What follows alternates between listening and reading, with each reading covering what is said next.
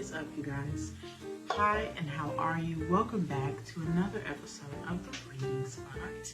I'm here, you're here, Franklin is here. Whatever's happening with the motor is like, hey, because no, all right? We just changed the water the other day. It is clean. Franklin is happy. He's been swimming around all day, all right? And I'm going to take a rest tonight because having a turtle is high maintenance. Somebody is very high maintenance. Just saying. Anyway, we do have a good book. And this one is an oldie but a goodie. You might even call it a classic.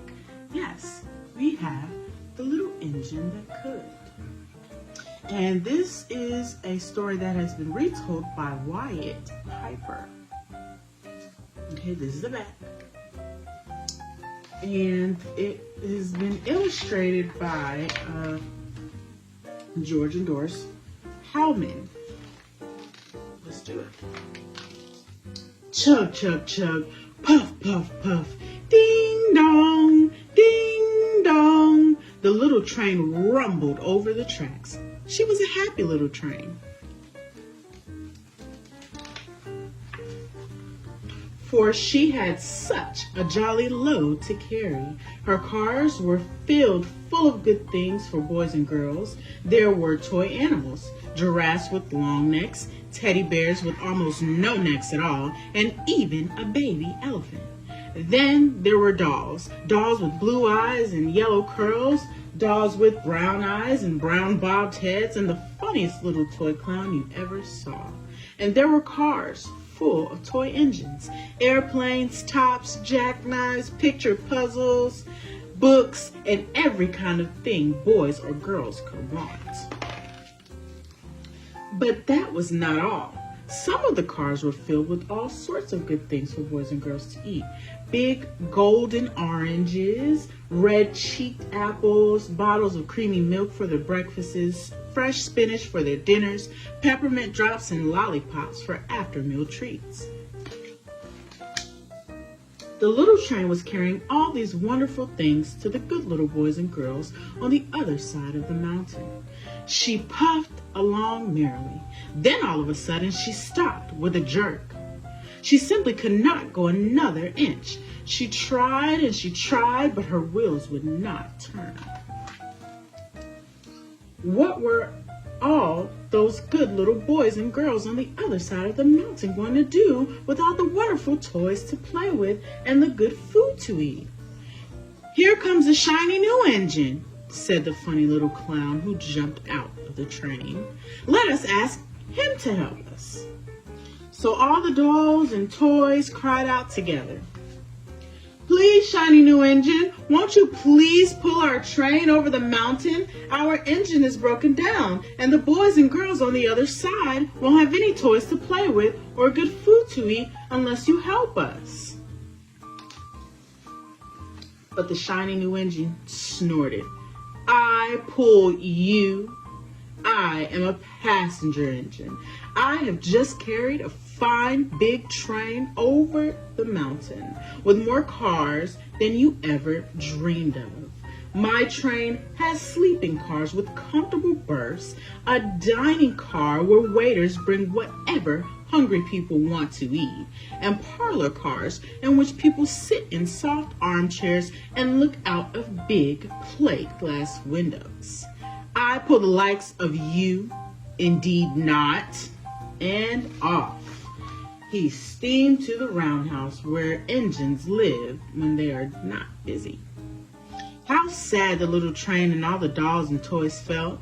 Then the little clown called out, "The passenger engine is not the only one in the world. Here's another engine coming, a great big strong one. Let us ask him to help us." The little toy clown waved his flag and the big strong engine came to a stop. "Please, oh please, big engine," cried all the dolls and toys together. "Won't you please pull our train over the mountain? Our engine is broken down and the good little boys and girls on the other side won't have any toys to play with or good food to eat unless you help us." But the big strong engine bellowed, "I am a freight engine. I have just pulled a big train loaded with big machines over the mountain. These machines print books and newspapers for grown-ups to read. I am a very important engine indeed. I won't pull the likes of you. And the freight engine puffed off indignantly to the roundhouse. The little train and all the dolls and toys were very sad. Cheer up, cried the little toy clown. The freight engine is not the only one in the world. Here comes another. He looks very old and tired, but our train is so little, perhaps he can help us. So the little toy clown waved his flag, and the dingy, rusty, old engine stopped. Please, kind engine, cried all the dolls and toys together, won't you please pull our train over the mountain? Our engine is broken down, and the boys and girls on the other side won't have any toys to play with or good food to eat unless you help us. But the rusty old engine sighed. I am so tired. I must rest my weary wheels. I cannot even pull so little a train as yours over the mountain. I cannot. And off he rumbled to the roundhouse chugging. I cannot. Then indeed the little train was very, very sad, and the dolls and toys were ready to cry. But the little clown called out, here's another engine coming, a little blue engine, a very little one. Maybe she will help us. The very little engine came chugging merrily along. When she saw the toy clown's flag, she stopped quickly.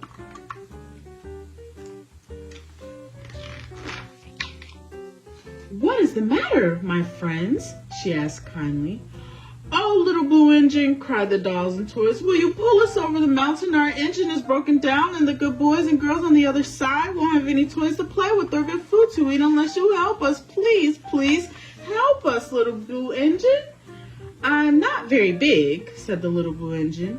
They use me only for switching trains in the yard. I have never been over the mountain. But we must get over the mountain before the children awake, said all the dolls and toys. The very little engine looked up and saw the tears in the doll's eyes, and she thought of all the good little boys and girls on the other side of the mountain who would not have any toys or good food to unless she helped. Then she said, I think I can. And she hitched herself to the little train. She tugged and pulled and tugged, and slowly they started off. The toy clown jumped aboard, and all the dolls and toys and the animals began to smile and cheer. Puff, puff, chug, chug went the little blue engine. I think I can.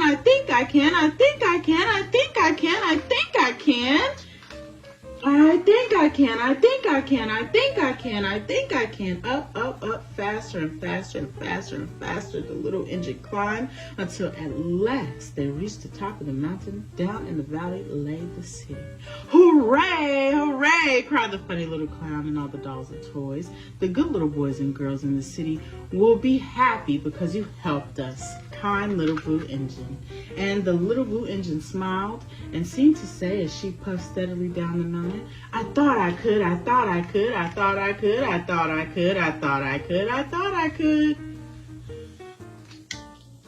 And that is the end of our book. So the lesson in this book, of course, even though this is a classic book, it has stood the test of time for people of all ages, even grown-ups like myself. Just when things get hard and you want to give up and you start to cry and it seems like everybody that you ask or everybody you turn to has nothing good for you, or they're only around when things are good and they look down on you or tell you what you can't do. It's all about your internal dialogue and what you tell yourself, because if you think you can, then you can and you should and you will. Well, that's all the time we have for tonight. Join us again this weekend for our first science experiment. All right, you guys. Say bye, Frank.